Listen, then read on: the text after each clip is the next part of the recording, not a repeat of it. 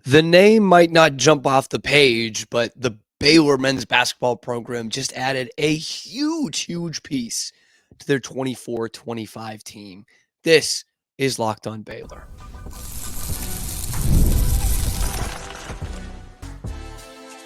You are Locked On Baylor, your daily podcast on the Baylor Bears. Part of the Locked On Podcast Network, your team every day. Hello there, and welcome to another episode of Locked On Baylor, brought to you by FanDuel. I'm your host, Cam Stewart of ESPN Central Texas and The Cam Show on Rogue Media Sports Network. Happy Canada Day to our Locked On Baylor fans north of the border. Happy July to the rest of us. Thank you guys for sticking with us through the hiatus. I am at my parents' house. I'm back home in Massachusetts. If you're watching on YouTube, had a big wedding over the weekend. Most of you don't care, but some of you did reach out, and I really appreciate that, saying, "Hey, where's the show? It's gone too long without Locked On Baylor." So I appreciate you guys reaching out. We do have a full show today to catch you up, mostly on basketball. A big addition, not through the portal. That's what some people might have thought, but a big addition to the 2024-25 team, which we'll get into here in just a minute, and then reacting to a little bit of the NBA draft through the Baylor lens and how historic a night this was for Baylor and what our Bears could go on to do in the league, as well as a really crucial 2-day span here in the 2025 football recruiting class, which we talked a little bit about last week, but a couple of guys making their decision this week that could decide how this class kind of goes for Baylor, if we're being honest. But starting with the basketball news, the Bears did add a name to the shuffle over the weekend. It seems late to be adding someone at the end of June, but this is an international signee. It is Marino is what I'm going to go with for now, like Dan Marino, but I think it might be something like Marino or something. So I apologize if I'm getting this wrong. Marino Dubravcic from Croatia has been added to the roster. And this is a guy who comes in with some pro experience, some playing in some leagues in Croatia the last couple of years, if not getting paid playing in a pro style league. Honestly, I don't have a good answer on that, but he did play in a pro style league. He was playing against guys a lot older than him. The Croatian native.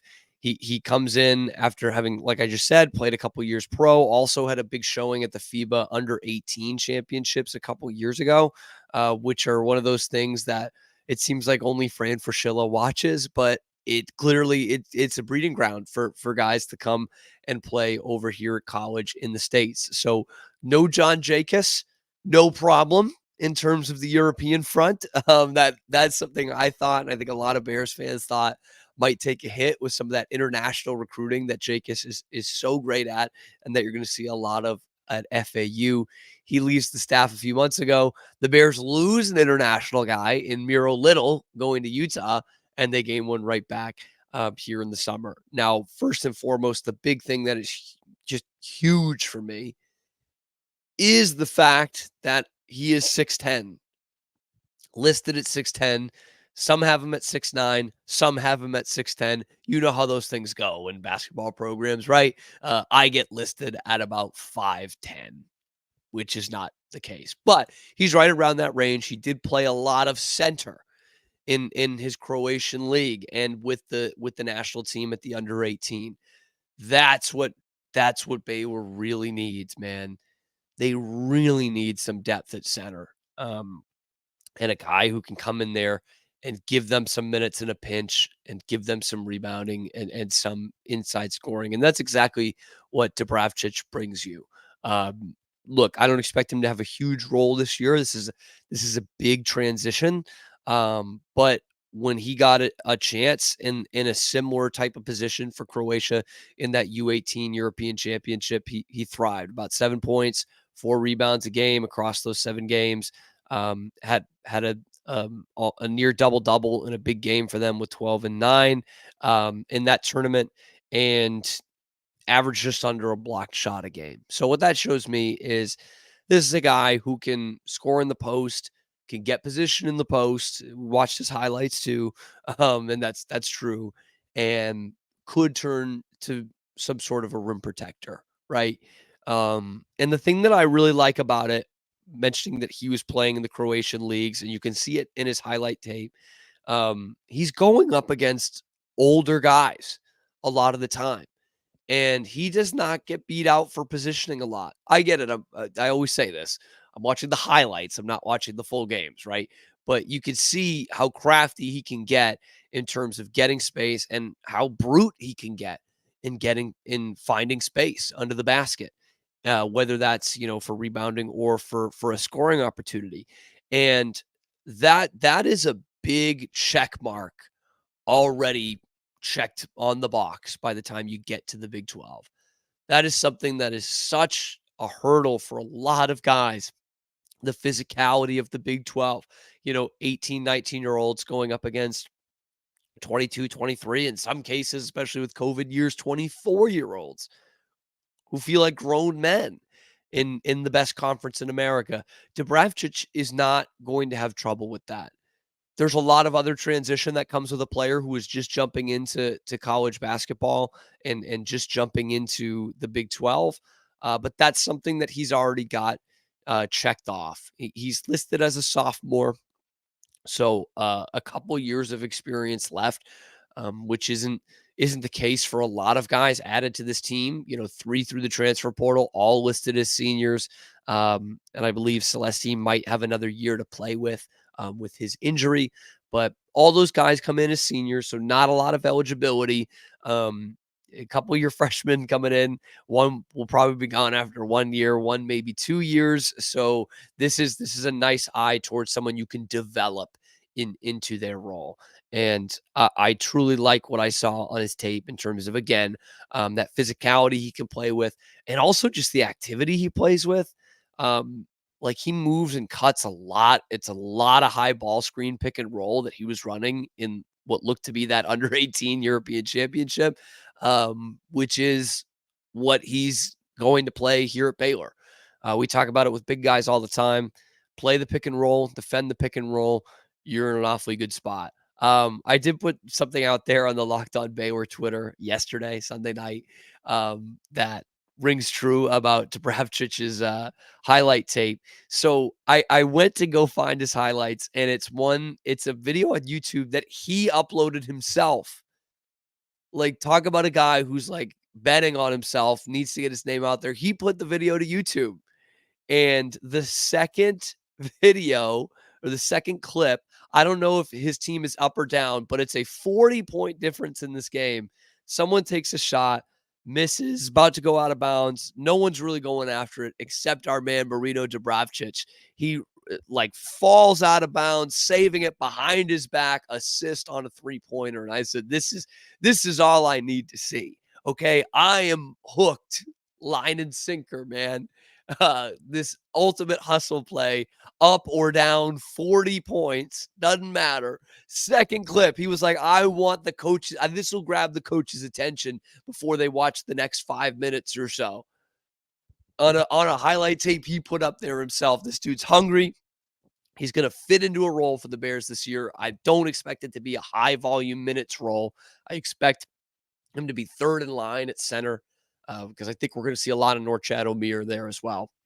But this is a guy you can probably play in a pinch. I would expect it to be kind of like a Miro Little role, which he had in the backcourt, but just for Dubravcic in the front court. So I love this addition from just what we know about him, and what I really love about it is it's someone you can develop.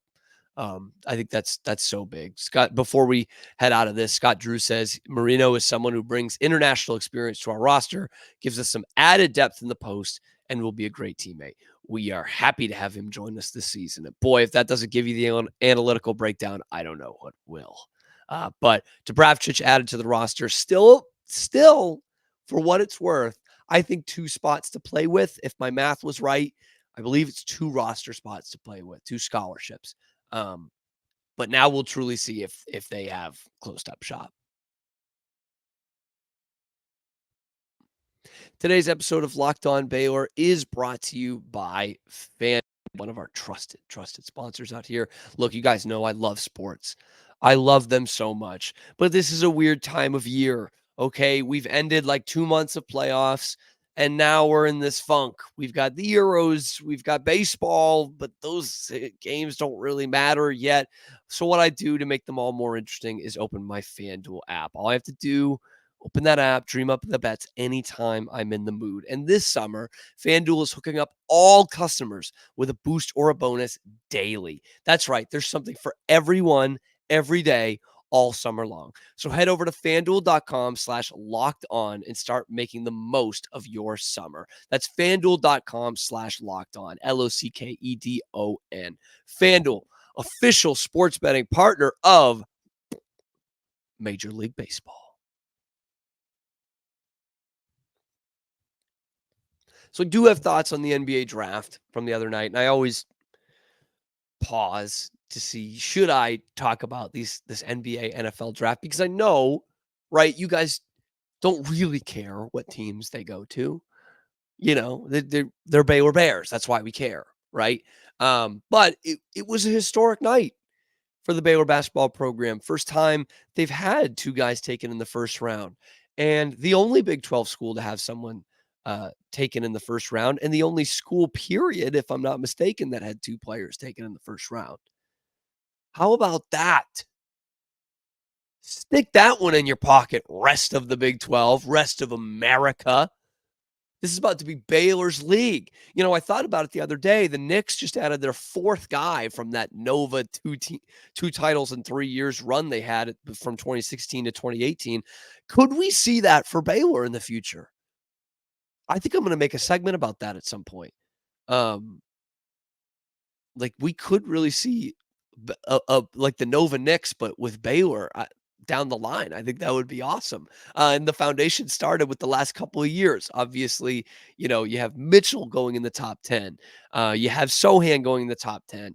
Keontae George in the top 20. And now two guys in the top 22, 21 of this year's NBA draft. Of course, Jacoby Walter going 19 to Toronto, who will now be teammates with Davion Mitchell up there for my Happy Canada Day people, and Yves Missi going 21 to the Pelicans. I thought right around where we thought they were going to go. Jacoby, there was some buzz for maybe some few spots before and sneaking into the lottery as we got closer to the draft.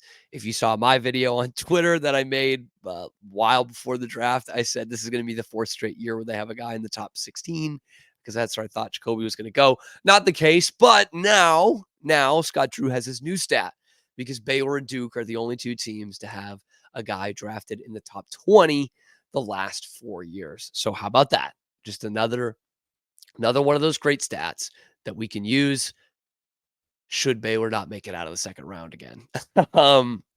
Just call it like I see it. But I did want to get to the grades of this. They always, everyone has their report cards after the first round of the draft, and wanted to hear what the experts were saying about these Baylor guys. This is from CBS Sports. I'm going to do Yves Missi first, even though he was the second one picked.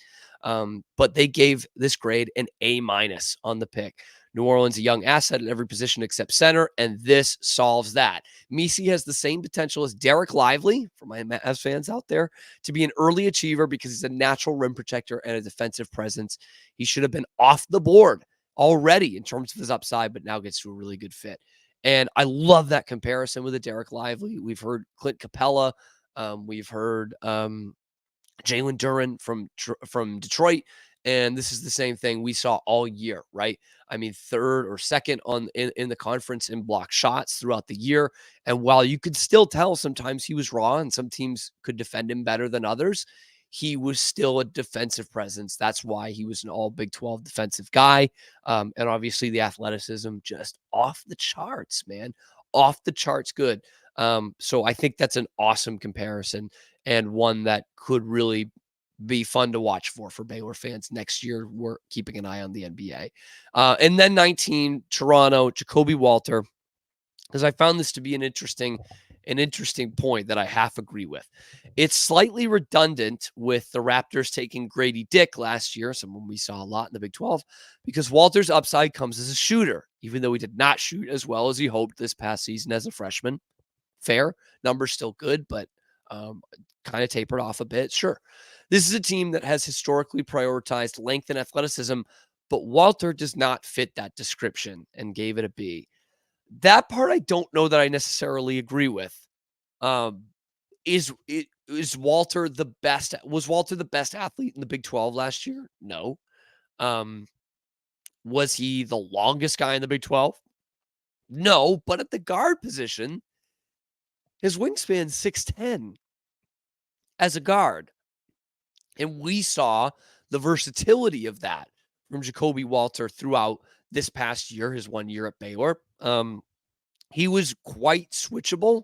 Obviously, the defense needs work, but I think that's where he's going to have a big upside at the next level. And it's what we saw in flashes. Because of that wingspan, he is very switchable. And with his work ethic, there is no doubt to me, no doubt, he is going to be at least an above average defender in the NBA. So big night for the Bears in round one. Now, round two was interesting because Jalen Bridges did not get picked.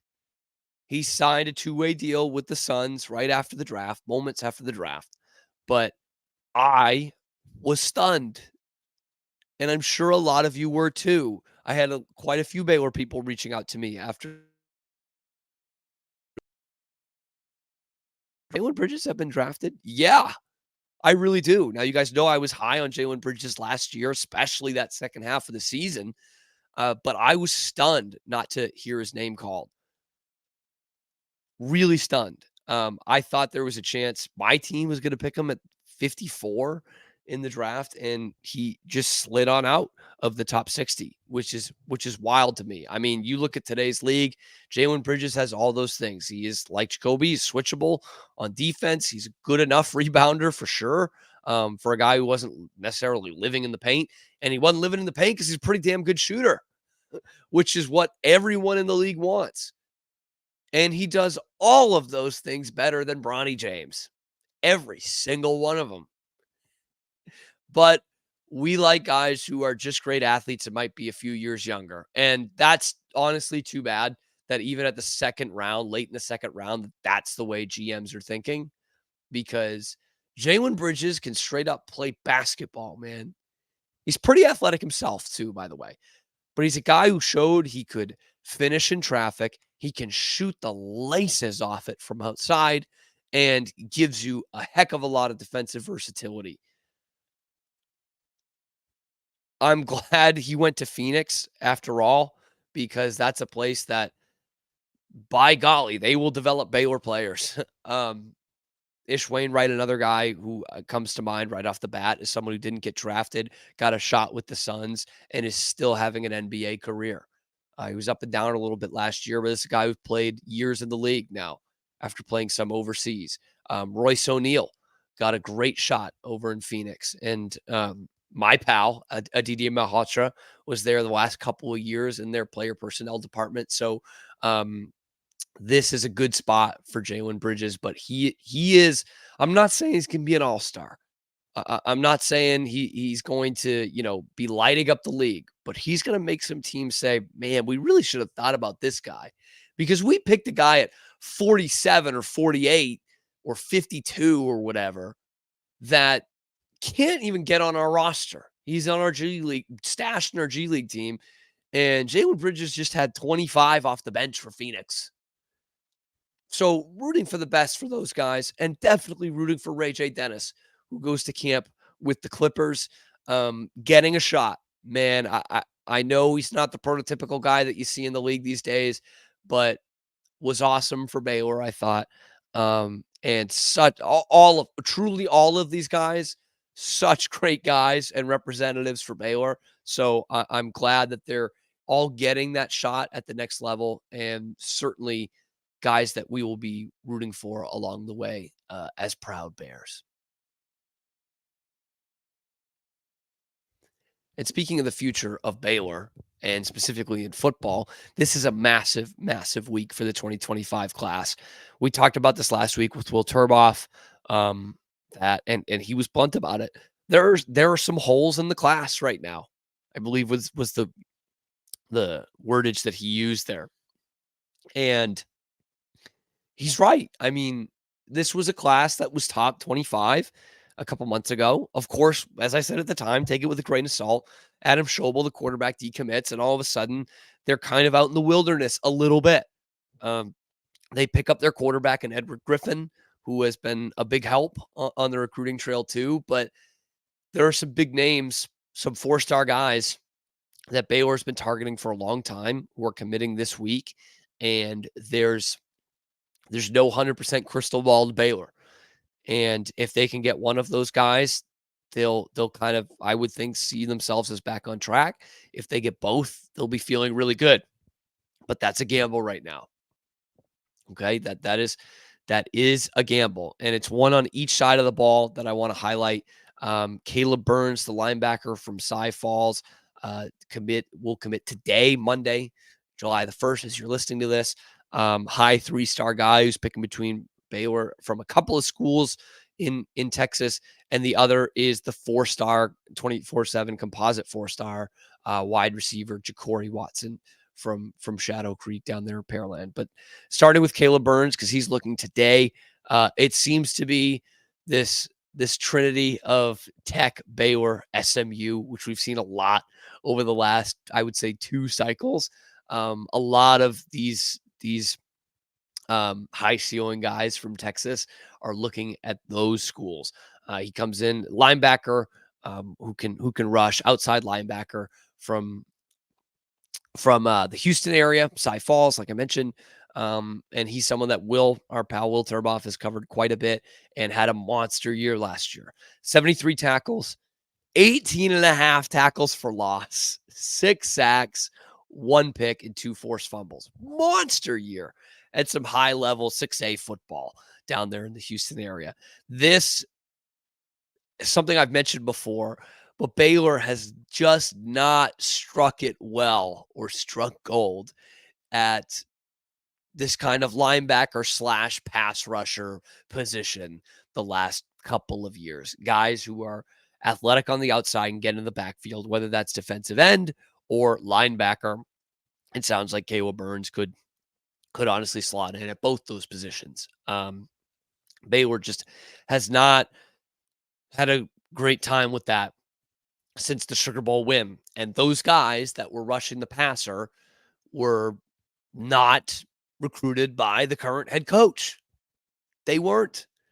When we talk about linebacker position all the way up to defensive end, with Terrell Bernard and Cole Maxwell and Matt Jones was getting in on there. Obviously, a guy who's still on the team was getting in on there because of the other pressure coming from other areas of the field. Siaki Ika got good pressure that year for a nose tackle. That is a Dave Aranda guy, but all the rest were Matt Rule recruits. So this is something that this regime still needs to get better at. He is choosing today. And the crystal ball right now has him at Tech, not at Baylor. This is a guy who the Bears have been on his trail for a long time. This would be, I think, a big loss if they don't get him. For those of you who think any loss in the high school recruiting class is a big loss, this would be one of them. They don't have a commit at linebacker, according to 247 in this class. He visited on June the 7th during that official visits flurry, and then went to Tech the next week, and that's where they have him going now. So again, anything can happen on signing day, but that is announcement expected today, Monday, July the 1st. The other one on the other side of the ball, Ja'Cory Watson, that composite 4-star receiver from Shadow Creek. He is picking between really 4 to 6, depending on who you ask. He put out a top 6 most recently, and it looks like it might be between 2 Big 12 basketball foes, Houston and Baylor. Again, Houston area guy, but Boston College is also right up there. He took an official visit up to Chestnut Hill in Newton, in my neck of the woods, last week, or 2 weeks ago, June the 21st.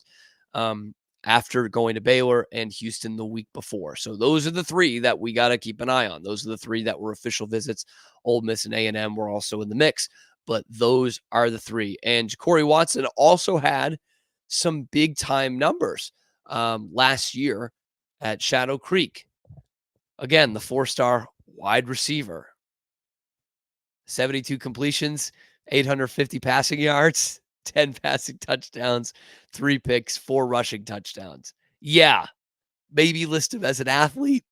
He played a lot of quarterback for Shadow Creek last year, but a guy who it was just like, hey, we got to get this kid the ball any way we can, because the highlight tape is just, once this kid gets into space, he is a real problem. And delivers a pretty good pass too. So if he does come to Baylor, maybe some double passes in the playbook down the line. This is an explosive guy. You're looking at 2 explosive guys in the next 2 days. By the way, he's committing July the 2nd on Tuesday. 2 explosive guys, one on each side of the ball. That, wishful thinking, but if you get both, that is a big boost of energy to your 2025 recruiting class. A recruiting class that needs it, and quite honestly, still a coaching staff that really needs it. I don't want to say like, hey, if you don't get this one guy, it's done. Your days are numbered. But a big part of this Dave Aranda coming back, which I've mentioned before, and I will mention again after this, is putting some good foundation recruiting classes for the future. And this class needs a little bit of help right now. And the days are numbered for this 25 class. A lot of the elite guys want to get this done before they head into their senior year. And that's where we're at. So a big 2 days to look out for. Caleb Burns today, Monday, and Tuesday for Ja'Cory Watson. Anyways, guys, let me know what you think about the state of this recruiting class and how important this is for the head coach. What do you think about Dubravcic from Croatia? I know I can overblow these things. Look, he's not going to be, starting. He's not going to be starting for you next year. But that is a big, I think, huge depth piece, especially if someone gets hurt. That is massive for Baylor. They have another 6'9", 6'10" guy that they can put in there. And what you thought about our Bears going off to the league, and whether Jalen Bridges should have been drafted over Bronny James, because the answer is yes. Drop that down in the comments below. Be sure to like and subscribe, hit that notification bell. As is customary in the summer, we are going to have a mailbag at some point this week. So please, and I'll put that on Twitter as well, drop your mailbag questions down in the comments below as well. What are you thinking about any sport for Baylor? What's got your mind running on in these summer months? Do let me know down in the comments below. Monday, Wednesday, Friday this week, I'm pretty sure, unless something comes up, we will be bringing that Baylor breaking news to you. Thank you for making it your first listen today and every day. We really appreciate that. And we will be back on Wednesday with your favorite show, Locked On Baylor.